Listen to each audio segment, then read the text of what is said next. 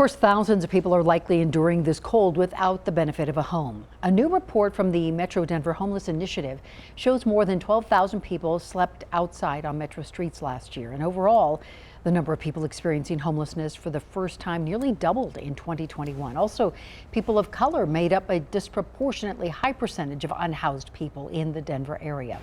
Denver 7's Micah Smith joins us live tonight with a closer look at this report. Micah?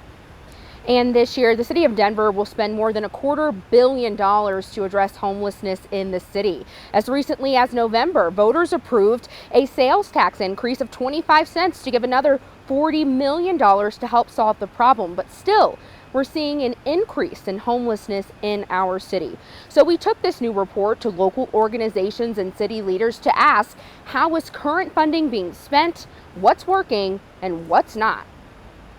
Before Marcus Weaver was the deputy director of the Community Outreach Service Center, he was homeless. Well, as a person of color who was a returning citizen about 12 years ago, resources are scarce as it is. We address the basic needs first: ID, social security card, employment, housing. Weaver says finding housing for people in need in Denver is tough. The Metro Denver Homeless Initiative recently released a report that pulled together data from multiple sources. It found on any given night, 40% of people experiencing homelessness are living outside.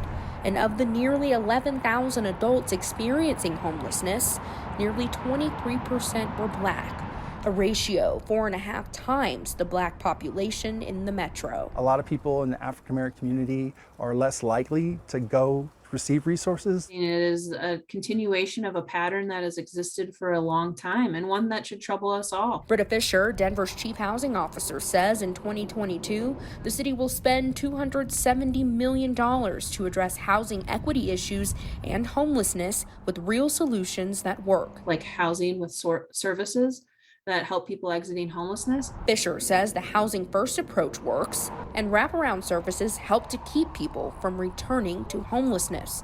And they're seeing this with veterans, a group that saw a 15% decrease in homelessness in 2021. For our veterans, advocates like Andrew Canales says grassroots efforts like his at Houses for Warriors contributed to the success. well, I think that has a lot to do with a lot of the shared living operations similar to Houses for Warriors popping up throughout Denver. And we have a transitional housing program where veterans get a hand up rather than a handout. Canales, who has also experienced homelessness, says giving more support to grassroots organizations would help get more people housed.